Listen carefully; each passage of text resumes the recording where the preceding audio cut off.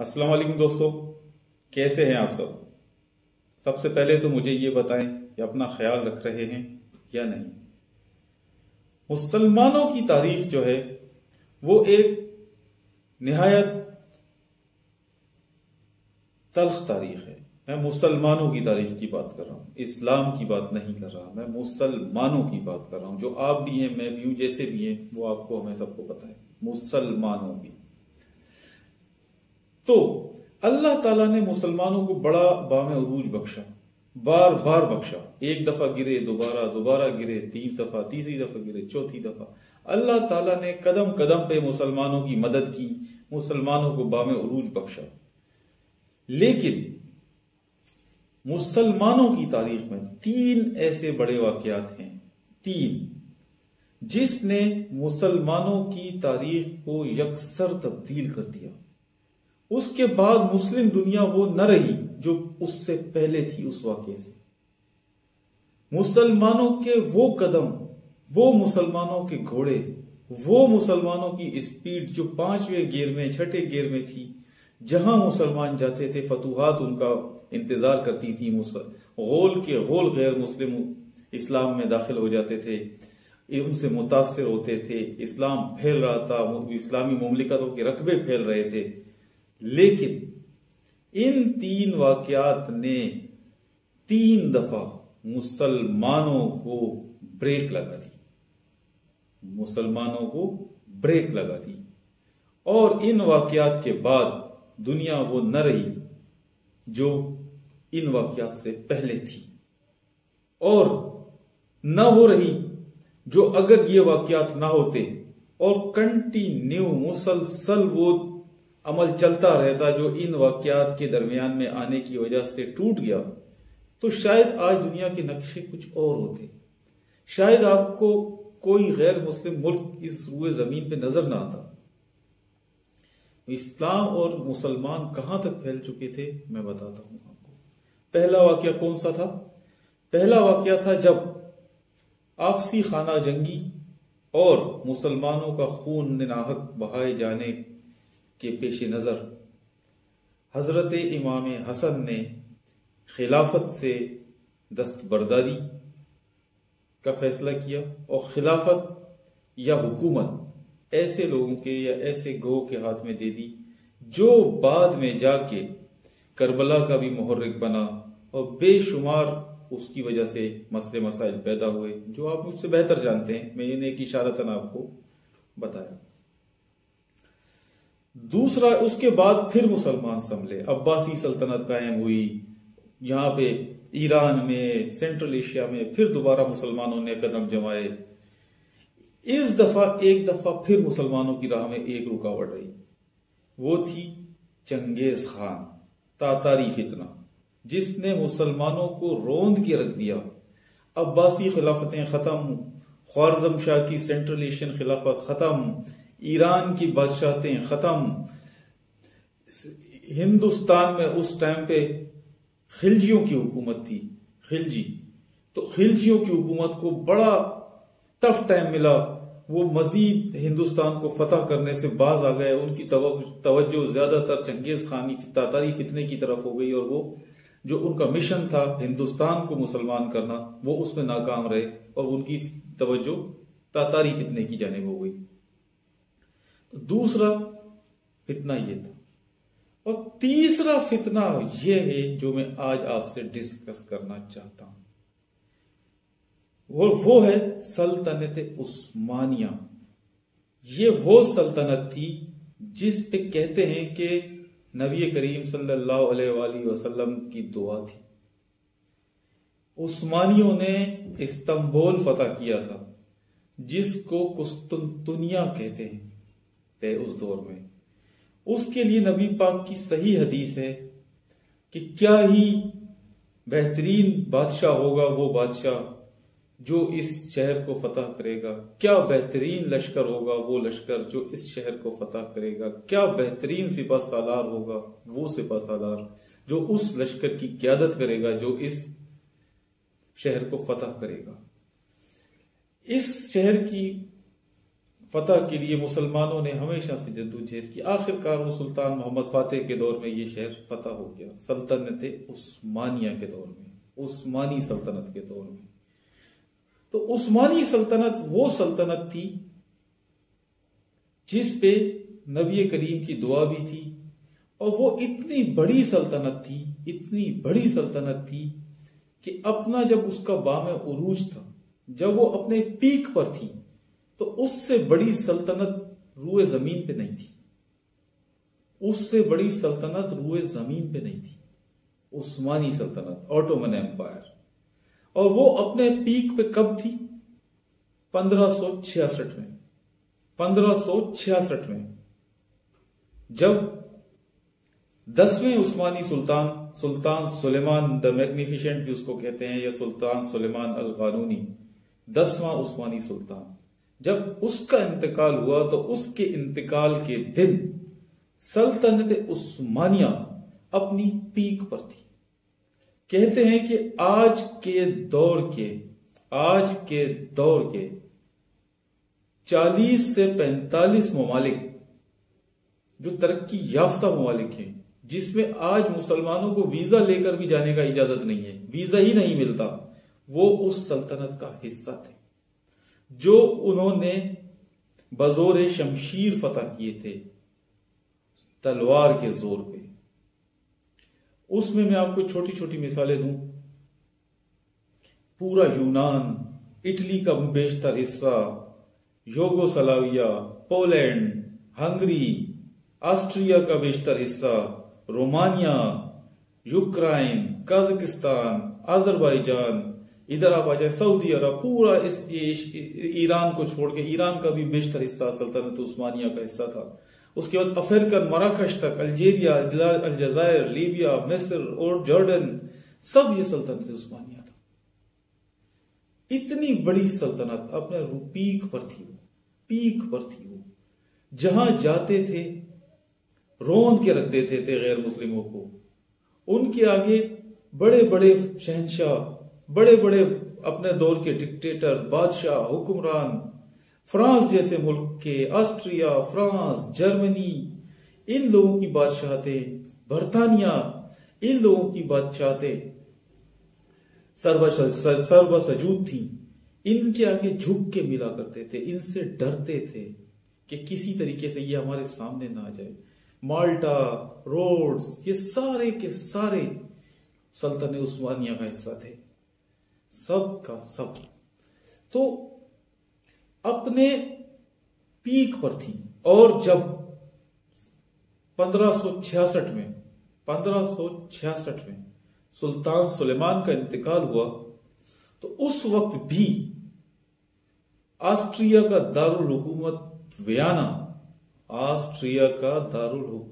Vienna ترک فوجوں نے اپنے محاصرے میں لیا ہوا تھا. اور اگر وہ کچھ دن اور زندہ رہتا تو شاید آسٹریا بھی فتح ہو جاتا اور ترک فوجیں جرمنی کی طرف پیش قدمی کر جاتی.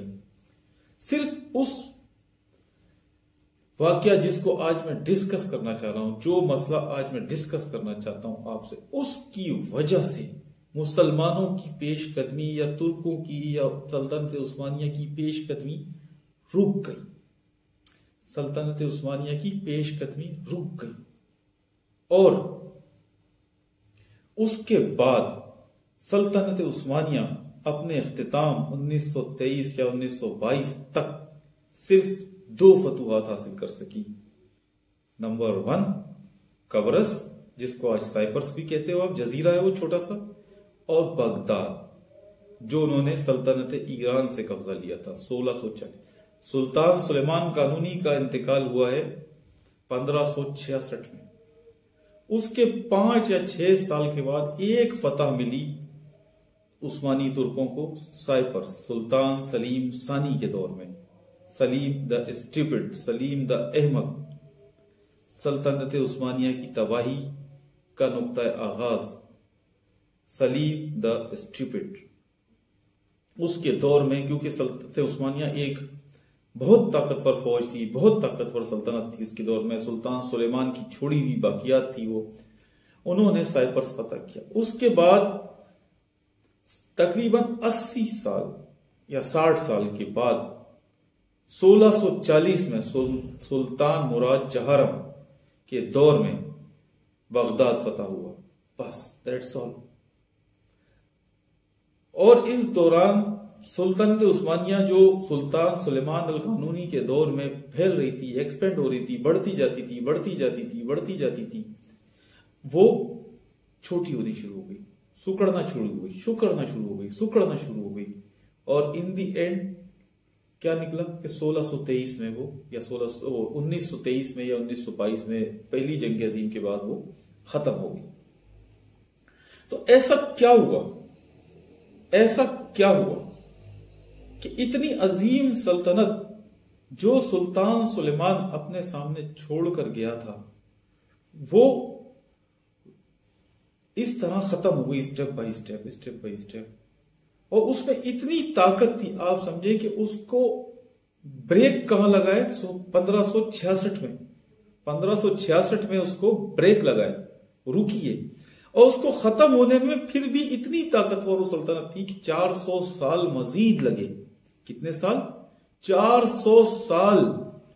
وہ صرف اور صرف بغیر کسی فتوحات کے، بغیر کسی اس کے صرف کھڑی رہی. کم ہوتی گئی، سکڑتی گئی، لیکن وہ کھڑی رہی 1923 تک. تو اس کی وجہ کیا تھی؟ اس کی وجہ تھی جو آج میں آپ سے ڈسکس کرنا چاہتا ہوں، وہ ہے ایک کنیز ایک ملکہ. جو کنیز بنا کر لائی گئی اور کوئین آف دا ایسٹ کے نام سے مشہور ہوئی، ملکہ مشرق حورم سلطان. مسلمانوں کی تباہی کی اصل جڑ، اصل وجہ موجودہ دنیا میں یہ عورت ہے، حورم سلطان. اگر یہ عورت نہ ہوتی، اگر اس عورت کی سازشیں نہ ہوتی، اگر اس عورت نے محلاتی سازشوں کے ذریعے سلطنت کا شیرازہ نہ بکھیرا ہوتا، آج میں آپ کو گارنٹی سے کہہ سکتا ہوں کہ آپ کو پورا یورپ مسلمان ملتا اور سلطنت عثمانیہ آج بھی قائم ہوتی. سلطنت عثمانیہ آج بھی قائم ہوتی، پورا یورپ، پورا افریقہ، پورا ایشیا مسلمان ہوتا، مسلمان ملک ہوتا. تو میرے بھائیوں، میرے دوستوں، کون تھی یہ حورم سلطان؟ یہ 1503 میں پیدا ہوئی. آج کا اس ایک قصبہ ہے روہیٹن. کیا قصبے کا نام ہے؟ روہیٹن. یہ کسی دور میں سلطنت پولینڈ کا حصہ ہوا کرتا تھا. روہیٹن، اس کو رودینیا بھی کہا جاتا ہے ترک لینگویج میں یا عربی لینگویج میں، رودینیا کہتے ہیں اس کو، لیکن اس کا نام اصل روہیٹن. تو یہ کسی دور میں سلطنت پولینڈ کا حصہ ہوا کرتا تھا. دوسری جنگ عظیم تک یہ پولینڈ کا حصہ تھا. دوسری جنگ عظیم کے بعد جب رشیا نے ہٹلر کو شکست دی، اور ہٹلر شکست کے بعد ہوا تو ایسٹ اور ویسٹ سرد جنگ کا آغاز ہوا، اور ایسٹرن یورپ اور ویسٹرن یورپ کی اصطلاح ہوئی. تو یہ ایسٹرن یورپ کے ممالک، جس میں روہیٹن نام کا بھی قصبہ تھا، یہ رشیا کے حصے میں آئے. USSR اس کو کہا جاتا تھا، رشیا کی. 1992 تک روہیٹن رشیا کا حصہ تھا. 92 میں جب افغان طالبان نے یا افغان مجاہدین نے، طالبان نہیں، مجاہدین نے رشیا کو شکست دی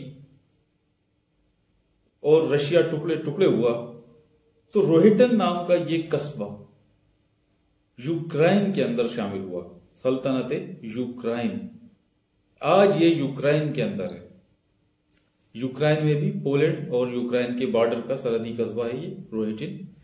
اس میں ایک پادری تھا، اس قصبے میں ایک پادری تھا. اس پادری کے گھر میں ایک بچی پیدا ہوئی 1503 میں، جس کا نام رکھا گیا انستیزیا یا روکسیلانا. دو نام اس کے مشہور ہیں، انستیزیا یا روکسیلانا. یہ بچی وہیں پرورش پائی اس نے بڑی روہیٹن میں، آج کل یوکرائن میں، یوکرینین نیشنل آپ اس کو سمجھ سکتے ہیں، یا نیشنل یا نسل یوکرائنی، تو یہ وہاں پہ اس نے پرورش حاصل کی۔ تو اس دور میں قازقستان یا کریمیا، آج جس کو قازقستان کہا جاتا ہے، تو بلیک سی کے منہ پر ایک علاقہ ہے کریمیا، تو وہاں کے بحری قزاق بہت مشہور تھے، لٹیرے جو تھے وہ زمینی قزاق بھی تھے اور بحری قزاق بھی تھے، کریمینز۔ تو وہ مختلف علاقوں میں جا کے، جیسے ڈاکو ہوتے ہیں، جاتے تھے، لوٹ مار کرتے تھے، وہاں سے مال غنیمت، عورتیں، مال و متاع لوٹ کے اپنے گزر سفر کرتے تھے۔ تو یہی جو قازق قوم تھی، جس کو قازقستان ایک بڑا ملک بھی ہے، یہ کریمیا، یہ ملے جلے، تو یہ ہم جو بحری قزاق آج کل کہا کہتے ہیں نا، تو یہ قزاق لفظ نہیں ہے، یہ میں آپ کی تصحیح کر دوں، یہ ہے قازق۔ یہ اس دور میں قازق لوگوں کا پیشہ تھا۔ دور سے جب انگریز یا غیر ملکی یا فارنرز دیکھتے تھے کہ قازقس کا جہاز آ رہا ہے، جس پہ قازقس کا جھنڈا لگا ہوا ہے، جو کہ بحری قزاق ہیں، تو وہ دور سے چلاتے تھے قزاق قزاق قزاق، اس طریقے سے جیسے ان کی اپنی لینگویج میں۔ تو اس سے قازقس کا نام بیرونی دنیا میں قزاق پڑ گیا۔ تو قزاق جو ہے وہ قازقس ہے بیسیکلی۔ تو جب قازقس نے 1920 میں، کب؟ 1920 میں قازقس نے روہیٹن پہ حملہ کیا، لوٹ مار کی۔ تو اس لوٹ مار میں انہوں نے اس چرچ پہ بھی حملہ کیا جس میں روکسیلانا یا انستیزیا کا باپ پادری تھا، اور یہ وہاں رہتے تھے۔ تو یہ ایک بے انتہا خوبصورت لڑکی تھی۔ انہوں نے، قازقس نے اس کو اغوا کر لیا اور اس کو اپنے ساتھ لے کر، اس کی خوبصورتی کو، اس کے حسن کو، اس کو دیکھتے ہوئے اپنے ساتھ لے کر، اس ٹائم کیا ہوتا تھا کہ جو بھی خوبصورت لڑکی ہوتی تھی اس کا پہلا خریدار جو ہوتا تھا وہ عثمانی سلطان ہوا کرتا تھا، جو سب سے زیادہ پیسے دیتا تھا۔ پہلے سب سے اس کی خدمت میں پیش کیا جاتا تھا۔ اگر وہ نہیں لیتا تھا پھر عثمانی امراء، عثمانی درباری، پھر اس طرح ایک اسٹیپ بائی اسٹیپ نیچے چلتے تھے، لیکن پہلا عثمانی سلطان۔ تو یہ اتنی خوبصورت تھی کہ انہوں نے کہا کہ اس کو ہم سلطان کو دکھائیں گے پہلے۔ تو 1920 میں اس کو اغوا کیا گیا، روکسیلانا کو، روہیٹن سے، اور بحری جہاز میں بٹھا کے اس کو استنبول لایا گیا۔ استنبول مطلب قسطنطنیہ۔ جب قسطنطنیہ اس کو لایا گیا تو وہ وہی سال تھا، اتفاق سے، یہ ایک اتفاق ہے کہ سلطان سلیم اول کا انتقال ہوا اور سلطان سلیمان تخت نشین ہوا 1920 میں۔ تو جب یہ پیش ہوئی تو اس کو والدہ سلطان کے روبرو پیش کیا گیا۔ والدہ سلطان نے اس کو پسند کیا اپنے بیٹے کی حرم کے لیے اور اس کو حرم میں شامل کر دیا۔ یہاں سے کیا ہوا کہ آہستہ آہستہ آہستہ آہستہ آہستہ آہستہ اس نے سلطان سلیمان کے ہوش و حواس پہ قبضہ کر لیا۔ وہ اس سے محبت کرنے لگا، اس سے نکاح کر لیا، اس سے اس کے 4 بیٹے اور 1 بیٹی پیدا سلطان سلیمان سے۔ یہ وہ دور تھا جب سلطان سلیمان کا طوطی بولتا تھا، سلطان سلیمان کا طوطی بولتا تھا۔ سلطان سلیمان کا نام سن کے غیر مسلم شہنشاہوں کی پتے پانی ہو جاتے تھے، ان کے خوف کے مارے جو ہے نا ان کی نیندیں اڑ جاتی ہیں کہ سلیمان۔ سارا یورپ جو اس وقت سلطنت عثمانیہ کا حصہ تھا وہ سلطان سلیمان کی وجہ سے تھا۔ سلطان سلیمان کا ایک اور بھی شادی تھی، اس سے پہلے شادی تھی یا اس کے حرم میں تھی، ماہدورہ سلطان اس کا نام تھا، اس ملکہ۔ اس سے اس کا ایک بڑا بیٹا تھا جس کا نام تھا شہزادہ مصطفیٰ۔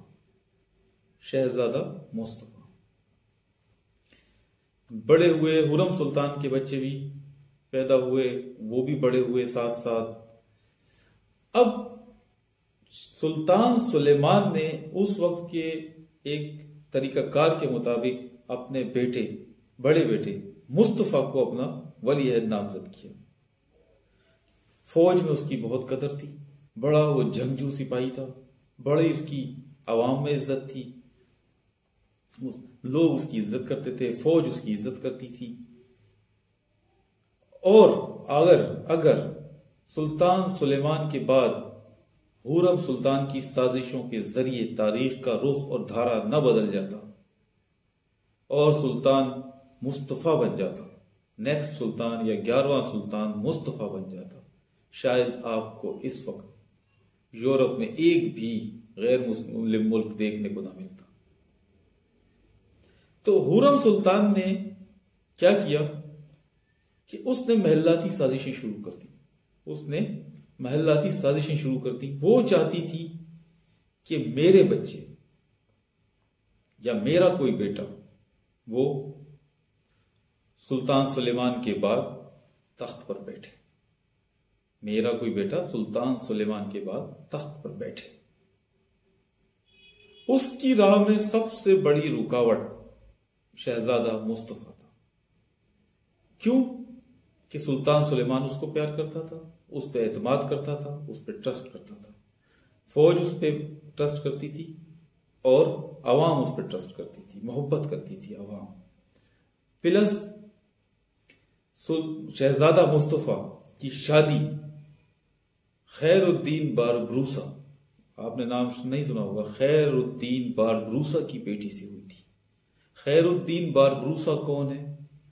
دنیا کا سب سے بڑا ایڈمرل مانے بحری جہازوں کی لڑائی کا کمانڈر، دنیا کا آج تک کی تاریخ کا سب سے بڑا نیول کمانڈر خیر الدین باربروسا، وہ اس کا سسر تھا۔ تو وہ ایک طاقت تھی جس سے لوگ خوف زدہ تھے کہ کسی طریقے سے مصطفیٰ کو اپنے راستے سے ہٹایا جائے۔ تو مصطفیٰ کو راستے سے ہٹانا اس دور میں عثمانی سلطنت اتنی طاقتور تھی کہ اس کو سازشوں کے علاوہ نہیں ہٹایا جا سکتا تھا۔ تو اس کی سازشوں کا اعلی کار جو غیر مسلم دنیا کی بنی، وہ بنی ہورم سلطان۔ پہلا اس نے قدم کیا کیا کہ مصطفیٰ کے خلاف سلطان سلیمان کو بھڑکانا شروع کیا۔ آخر کار اس نے سلطان سلیمان کے دل کو اتنا اس سے بدظن کر دیا، اب اتنا باغی کر دیا کہ اس نے اس کی باتوں میں آ کے اپنے بیٹے، اپنے قابل بیٹے اب مصطفیٰ کو خود اپنے سامنے اپنے ہاتھوں سے پھانسی دلوا دی۔ آپ کو میں ایک بات بتاؤں، صرف 3 دفعہ ہسٹری میں صرف 3 دفعہ یورپین چرچز میں اور ویٹیکن میں کسی کے مرنے پہ خوشیاں منائی گئیں، گھنٹیاں بجائی گئیں، ڈانس پارٹیاں کی گئیں۔ صرف 3 موقع ایسے آئے دنیا میں۔ نمبر 1، جب سلطان محمد فاتح جس نے استنبول فتح کیا اس کی موت ہوئی۔ نمبر 2، جب شہزادہ مصطفیٰ فوت ہوا اپنے ہی باپ کے ہاتھوں۔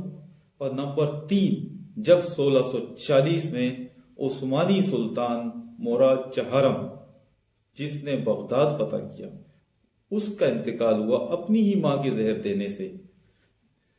ان 3 مواقع پہ یورپ کے کلیساؤں میں گھنٹیاں بجا کر خوشی کا اظہار کیا گیا، شراب نوشی کی پارٹیاں رکھی گئیں کہ کسی طریقے سے ہماری جان چھوٹی ان لوگوں سے، ورنہ یہ وہ لوگ تھے جو اگر زندہ رہتے تو تباہی پھیر دیتے یورپ پہ۔ یورپ آج پورا کا پورا مسلمان ہوتا۔ تو اس عورت کی باتوں میں آ کر سلطان سلیمان نے اپنے بیٹے مصطفیٰ کو اپنے ہی سامنے اپنے ہی بندوں سے پھانسی دلوا دی۔ مصطفیٰ کا قصہ ہو گیا ختم۔ اب مصطفیٰ کے مرنے کے بعد سلطان سلیمان کے پاس کوئی چوائس نہیں تھی، اس کے پاس صرف 3 بیٹے تھے۔ نمبر 1، وہ تینوں کے تینوں اور وہ تینوں کے तीनों हुरम सुल्तान के बेटे थे। नंबर 1 जो उस वक्त जिंदा था, सलीम, जो आखिरकार बादशाह बना, और इस तबाही जो मुसलमान पीछे होना शुरू हुए उसका जिम्मेदार यही सलीम। नंबर 2 बेअज़त। नंबर 3 जहांगीर। जहांगीर था अपाहज, वो एक कुबड़ा था। जहांगीर एक कुबड़ा था, उसका नाम बादशाहों की या वली अहदी की लिस्ट में शामिल नहीं था।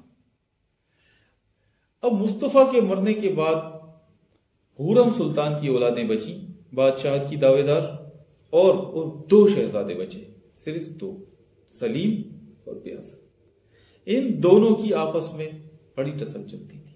टसल का मतलब ये आपस में एक दूसरे से, भाई भाई में होता है, बदगुमान थे, एक दूसरे से बदगुमान थे। तो इसी तरह सलीम ने, क्योंकि शहजादा बेअज़त जो है वो भी एक जनरल था, वो भी एक जंगजू था, वो भी एक लड़ाई वाला था, उससे भी लोग मोहब्बत करते थे। जबकि सलीम जो है वो डरपोक था, अय्याश था, महलात में रहने वाला था, हरम का बंदा था। सुलेमान भी नहीं चाहता था कि सलीम बने, लेकिन जो हुरम की पॉलिसी थी वही पॉलिसी सलीम ने चली हुरम के मरने के बाद, और उसने सुलेमान को अपने ही बेटे के खिलाफ भड़काना शुरू कर दिया, बेअज़त के खिलाफ।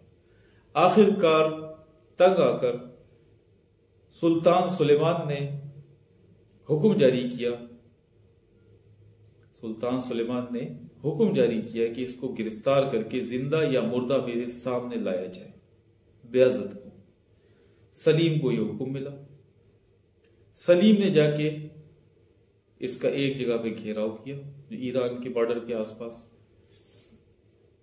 जब दोनों आमने सामने आए, सलीम की फौजें जो कि उस्मानी फौजें थी और बेअज़त के पास महदूद लश्कर था, तो वो ज़ेरनगी हो गया, शिकस्त खा गया, गिरफ्तार हुआ। उस वक्त सलीम चाहता तो उसको जिंदा बादशाह के सामने पेश कर सकता था, लेकिन उसने अपने ही भाई को, उसके 4 बेटों समेत फांसी दे दी, और बादशाह को एक खत इरसाल किया सुल्तान सुलेमान को कि वो जंग में मारा गया है, जिसको हमने दफन कर दिया है। उसके बाद सुल्तान सुलेमान के पास कोई चॉइस ही नहीं रही। उसका सिर्फ एक बेटा था जो जिंदा था, वो था सलीम। वही उसके मरने के बाद शहंशाह बना, और बस वो अय्याशियां, औरतें, महलाती साजिशें, खजाने लुटाना, बिल्डिंगों की तामीरात, जितनी भी आपको नजर आती है चीजें, सब उस दौर के बाद की हैं। उस्मानी सुल्तानों का रुख बदल गया। जो घोड़े की पीठ पे वक्त गुजारा करते थे वो हरम सरा में गुजारने लगे वक्त। मुसलमानों का धारा रुक गया। मुसलमानों की तारीख का सबसे बदतरीन चैप्टर, जो सबसे ताकतवर सल्तनत आज तक की तारीख की थी, वो थी सुल्तान सुलेमान की सल्तनत।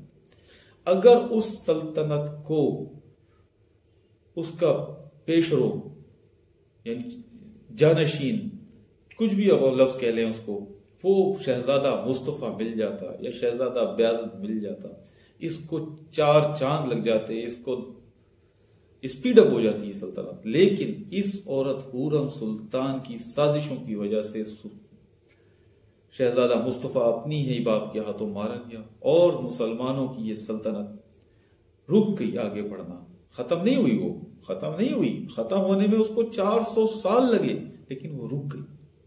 उसके बाद नालायक बादशाहों का, नालायक हुक्मरानों का, औरतों का और मलकाओं का दौर शुरू हो गया।